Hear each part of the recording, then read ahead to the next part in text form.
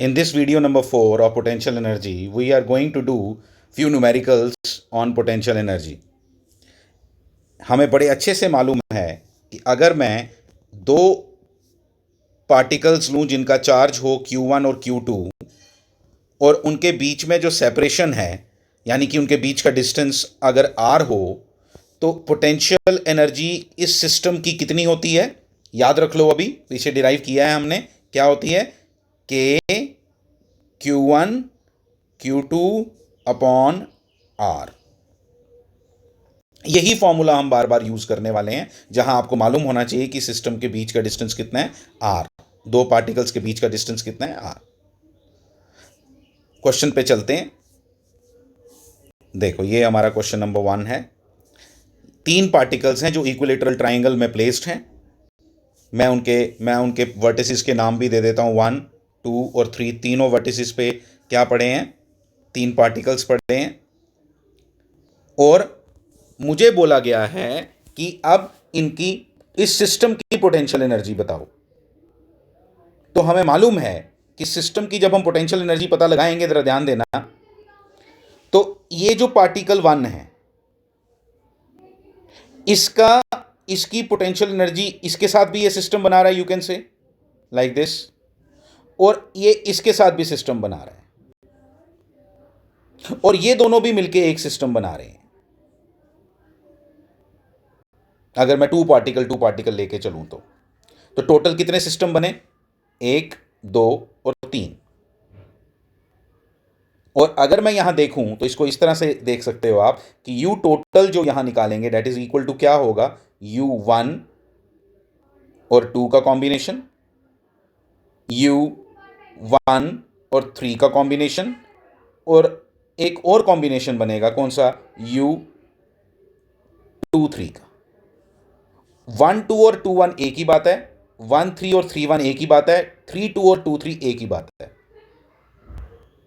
इसलिए वो 6 नहीं बना देना, 3 ही बनते हैं यहां।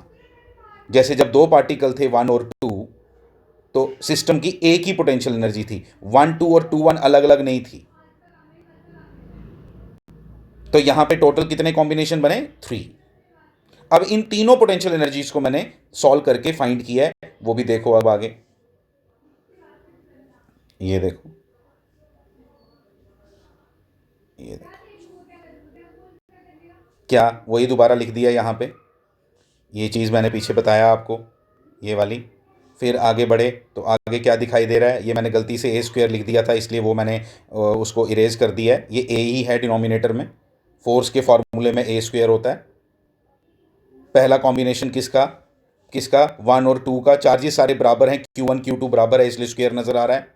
यहाँ पे भी स्क्वायर नज़र आ रहा है, यहाँ पे भी स्क्वायर नज़र आ रहा है। बड़े इजीली आपको समझ आ चुका है हर चीज़। डिस्टेंस हमेशा कितना है, एक सिस्टम के दो पार्टिकल्स के बीच में हमेशा A। तीनों को ऐड किया तो अल्टीमेटली आंसर क्या आ गया, तो ये हमारा लास्ट में आंसर आ गया 3K² ये हमारी total potential energy is equal to ये आ गई, और ये हमारा रिक्वायर्ड आंसर आ गया।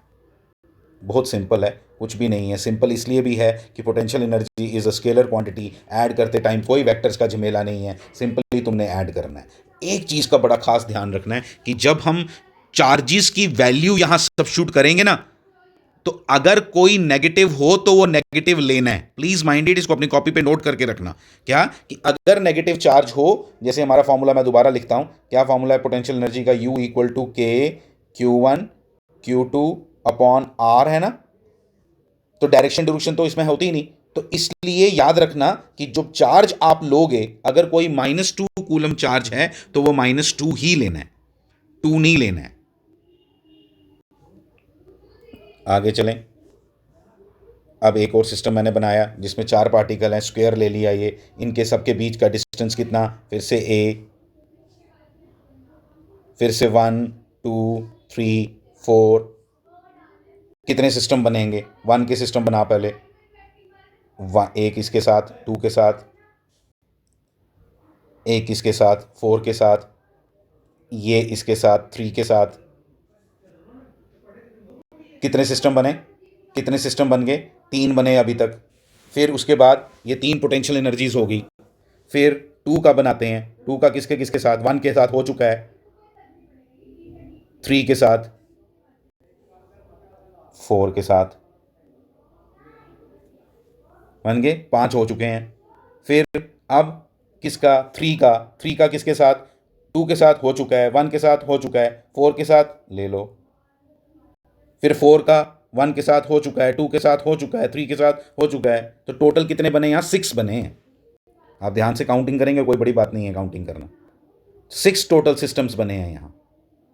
तो इसलिए जो यहाँ पे U टोटल आएगा वो किसके बराबर आएगा, लिखा है मैंने आगे, U1 2 plus U1 3 plus U1 4 plus U2 2 1 नहीं होगा, 2 1 हो चुका है, 1 2 और 2 1 हो चुका है। फिर 2 3, फिर 2 4, फिर इसी तरह से क्या, फिर किसी तरह से क्या 3 4, कितने बन गए टोटल 6 लिखे हैं मैंने आगे। ये आ गया आपका, ये देखो यहाँ, ये सारा सॉल्व किया है मैंने यहाँ। आप देख सकते हो ये 6 सिस्टम बने। आप देख सकते हो अच्छे से ये 6 ही क्यों बने, वो आप अच्छे से कैलकुलेट कर सकते हो कि क्यों 6 बने यहाँ पे। फिर उसके बाद डिस्टेंस देखना, हर बार यहाँ डिस्टेंस ए नहीं है, गलती नहीं कर देना। तभी मैंने पिछली बार आपको बना के दिखाया, 1 का 2 के साथ डिस्टेंस कितना ए, 1 का 3 के साथ डिस्टेंस कितना आना चाहिए आपको, राइट एंगल, पाइथागोरस, √2a, पता नहीं कितनी बार निकाल दिया हमने √2a। और यहाँ से ये सब कैलकुलेशन करने के बाद आप अच्छे से इस कैलकुलेशन को देखो जहाँ पे √2 है वहाँ पे √2 लिया है, ठीक है, √2a लिया है, जहाँ पे a है डिस्टेंस वो a लिया है। और अल्टीमेटली इनको कॉम्बिनेशन जब हमने लिया तो अल्टीमेटली हमें क्या दिखाई दिया, आंसर, ये आंसर है हमारा। आपको बड़े इजीली आएगा, मुझे कॉन्फिडेंस है, इसमें कुछ भी ऐसा नहीं है जो डिफ़िकल्ट है, इस बहुत सिंपल है। ये सारे के सारे सिस्टम्स जो थे ये सिमेट्रिकल थे, दोनों के दोनों सिमेट्रिकल थे। सिमेट्रिकल का मतलब कि चार्जेस भी सारे बराबर थे, और उसके बाद इनके बीच का जो दो सिस्टम की दूरी थी वो भी कितनी थी, a थी। इसलिए ऐसे सिस्टम्स को सिमेट्रिकल सिस्टम्स कहते हैं। और सिमेट्रिकल सिस्टम्स की एक शॉर्टकट है सीधा पोटेंशियल एनर्जी निकालने का, वो ध्यान देना, मैं लिखूंगा अभी और फिर उसको अप्लाई करके दिखाऊंगा आपको कि फॉर सिमेट्रिकल सिस्टम्स, आप अपनी नोटबुक पे नोट करोगे क्या, फॉर सिमेट्रिकल सिस्टम्स, और मैंने बता दिया कौन से सिस्टम, ये दोनों सिमेट्रिकल सिस्टम्स थे फॉर सिमेट्रिक। और मैं अगले वीडियो में ये बताऊंगा आपको कि ये कैसे अप्लाई करूंगा for symmetrical systems. Total potential energy is equal to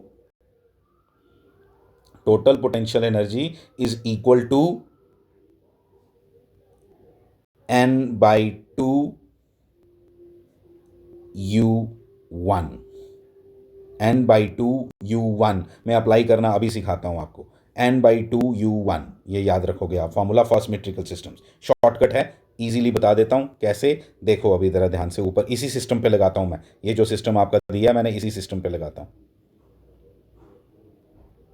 U1 का मीनिंग क्या होगा, U1 का मीनिंग ये U1 है, देखो ये U1 है, 1 का सारे कॉम्बिनेशंस, इसको U1 बोलेंगे। मतलब U1 किसके बराबर हुआ, U12 plus U13 plus U14।